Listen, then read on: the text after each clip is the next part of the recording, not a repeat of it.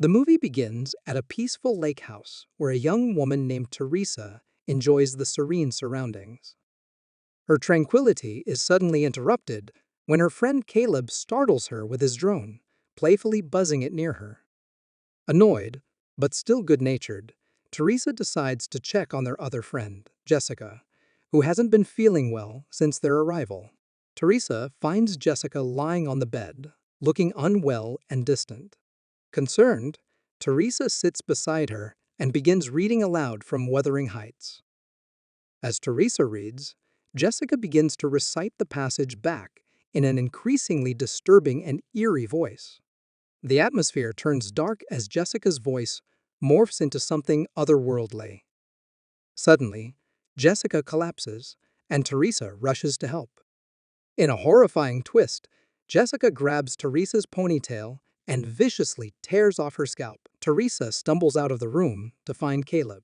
However, the possessed Jessica attacks again, using Caleb's drone to mutilate her own face before hurling Caleb's severed head at Teresa. Jessica then emerges menacingly from the water, now fully transformed into a monstrous figure. The story rewinds to the previous day, introducing Beth, a woman working at a music venue. In a private moment, Beth takes a pregnancy test in the bathroom, her face revealing deep concern as she sees the result. Meanwhile, Beth's sister Ellie is going about her daily life.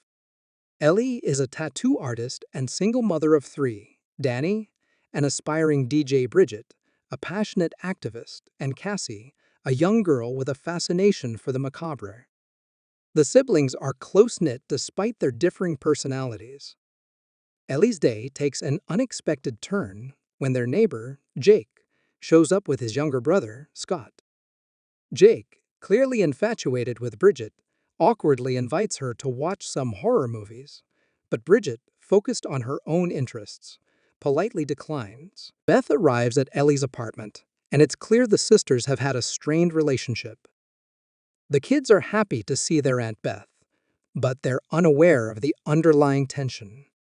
Beth soon learns that Ellie's husband left the family months ago, a fact she didn't know due to their estrangement. Overwhelmed by her own problems, Beth confides in Ellie, seeking help to fix yet another mistake in her life. As they talk, the children return from picking up pizza, but their homecoming is abruptly interrupted by a violent earthquake. The quake creates a large hole in the parking garage beneath their building. Curious and adventurous, Danny explores the hole and discovers a hidden room filled with old vinyl records and an ancient, ominous-looking book, the Natrum de Monto, also known as the Necronomicon, or the Book of the Dead. Despite his unease, Danny brings the book and records back to the apartment. He shows them to Bridget, who immediately feels something is wrong and urges him to leave them alone.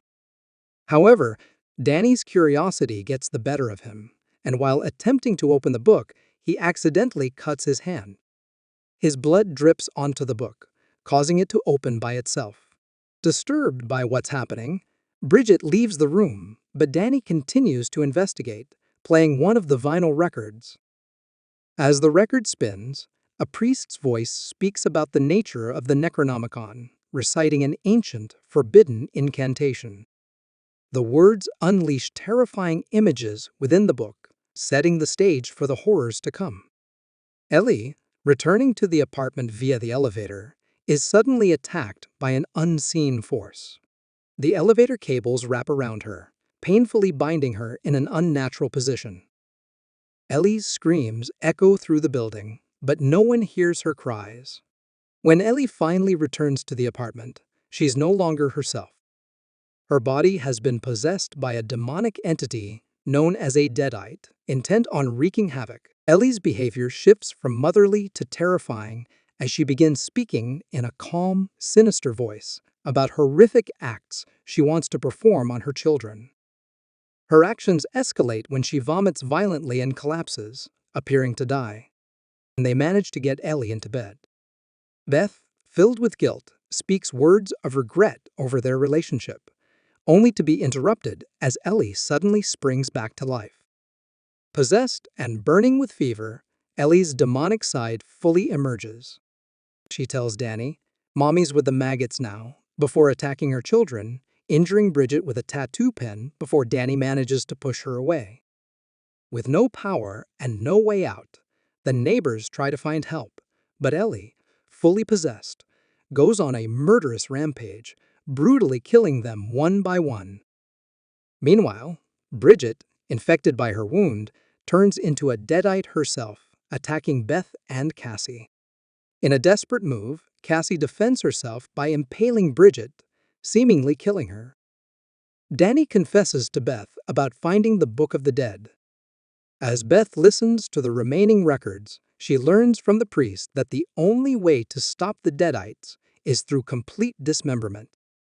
Ellie, still possessed, finds her way back into the apartment, ready to kill Beth and Cassie.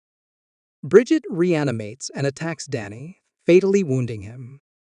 Ellie, Bridget, and Danny, now all Deadites, prepare for a final attack. Beth fights back with a chainsaw, slicing through the Deadites. In a final act, she pushes the fused bodies into a wood chipper, destroying them for good.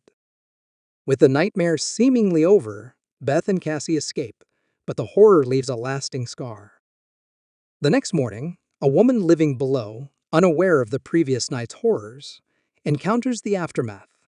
Before she can process the scene, an unseen force attacks her, leaving her terrified scream echoing through the building. This brings the movie to an end. Please like and subscribe.